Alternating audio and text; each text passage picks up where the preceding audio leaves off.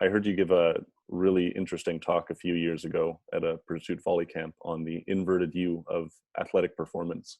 Mm-hmm. And I was wondering if you could discuss that a little bit, because I think that that's something that the anxiety of failure is something that not only hinders us, but also enables us to perform at our best when our best is needed.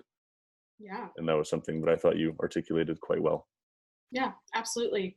The inverted U of performance. So I'm going to try and draw it out here. Let's say on our vertical axis, we have level of performance. So how are we performing? At the very bottom of that axis, we're choking, or we're not doing anything at all. We're just sitting on the ground, let's say. And at the very top of that axis, like, oh my gosh, you're giving me like the best performance of your life. You're never going to perform any better than you're doing right now. On the horizontal axis, we have perceived, in our field, we say arousal in terms of stress. Right. So perceived arousal on the very lowest end, you're not feeling a single thing, you are numb to the world, perhaps you're asleep. And on the very high end of the axis, we have ultimate amounts of anxiety. You are in a panic attack, perhaps calling 911 is your next step. So that inverted U, so imagine an upside down U in your mind, where how our anxiety affects our performance is perhaps a little bit just not how we expect. I always like to lead any kind of talk that I'm giving about stress with a very, very rude and like black and white question. And then I always give like the secret third like option of like, okay guys, is stress a good or a bad thing? And I say, okay, raise your hands if it's good, and raise your hands if it's bad. And everyone's like, oh, that's very simplistic. And then I say, okay, secret third option C, it's a little bit of both. And everyone like groans and says it's not the worst. But what we found, again, kind of in my domain of sport, is that we need a little bit of stress to get us going. Like I said, on that very end of that perceived arousal axis on the horizontal, having no stress, perhaps we're still asleep. So there's nothing in our lives at that moment that's motivating us to get out of bed. Not even the sweet, sweet smell of coffee is like motivating you to get moving. That's not a good thing. We need to have at least a purpose or at least a goal in our mind that day, that moment, in order to kind of get us moving up that arousal chain.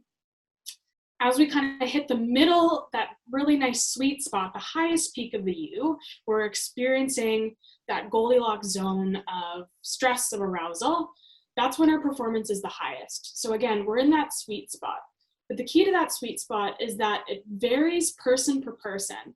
And particularly on teams, you have to be very cognizant. You have to be aware of where that sweet spot is, not only for yourself, but for your teammates or for other folks on your team, whether that's a project at school or any other kind of team that you can think of. In that, at least in my domain of sport, you often have like a group of teammates right before a game, like all in a circle, like screaming in each other's faces, trying to amp each other up. And the harm in that is you might have a couple teammates in there where their sweet spot is much lower than that screaming in your face, rapping along to a Drake song point that others might be at. They prefer to sit, perhaps in silence, perhaps listening to music that's a little bit more chill, perhaps engaging in mindfulness techniques. And that is their sweet spot there, and they aim to stay in there for the entirety of their performance.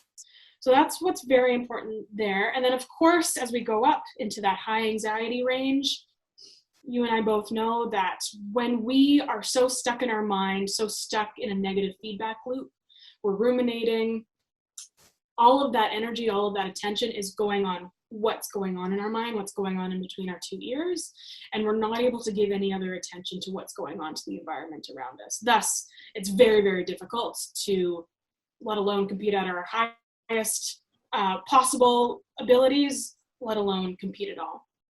So that's kind of the thing there, is that we need a little bit of stress, if not a lot of stress for some of us. I know I operate best when I'm under a crunch, under a deadline. Perhaps that's a reason why I'm a big procrastinator. Perhaps that's why I'm a bit of a perfectionist. But we'll get into that on another talk. We'll need a few hours. Now, whatever. Yeah, exactly. And then 2 is that sweet spot depends on the person. So you have to be aware of that. And if you want your entire team to operate at its highest potential, try to create little pockets, little areas for each of their teammates to find their Goldilocks zone, their sweet spot.